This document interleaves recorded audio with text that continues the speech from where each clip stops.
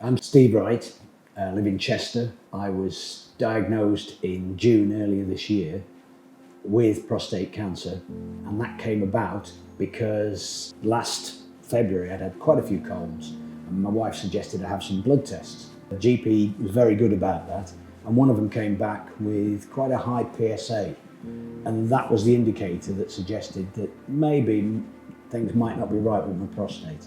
Having had the MRI, having had the biopsies, I went to see the consultants at our local hospital. It needed acting on. It couldn't just be monitored. And they then presented certain options to me, one of which was radiotherapy, one of which was surgery, so that was removal of the prostate.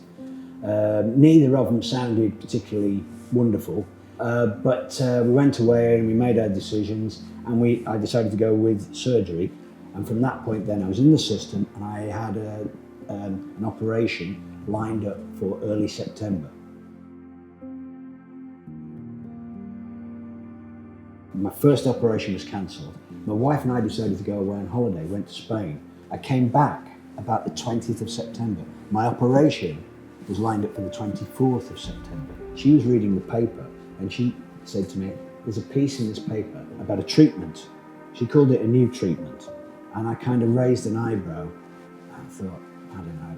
I had a look at it anyway, reluctantly, believe me, reluctantly, and it mentioned ultrasound treatment.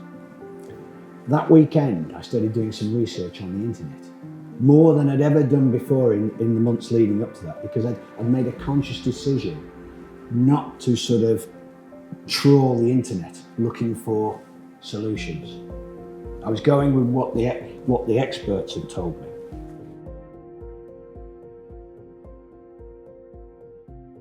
Monday morning at 9:15, I'm ringing Focal Therapy Clinic. I spoke to a very helpful guy. I then arranged a meeting with a consultant down here in London, and that was Mr. Nigam. He spent a long time with us, explaining all the options, and one of them was HIFU. And he left that till the last. Maybe HIFU was the preferred option for me because of the low level of cancer and the fact that they caught it at early stages, and hopefully that it wouldn't have too much impact on my life after the treatment. Some of the side effects that were mentioned to me with the surgery were relating to erectile functions or urinary functions. That was actually more scary in many respects than having the cancer itself. With the HIFU treatment, it did appear that the risks would be less. The HIFU procedure was very simple and straightforward. It is done under general anaesthetic, but that was just as smooth and as sweet as anything. You know nothing about it and then you wake up again. After the treatment, I had a catheter for about 4 or 5 days. That in itself, I mean, that was no great discomfort. Everything's been very good, and touch wood, hopefully that's how it stays as well.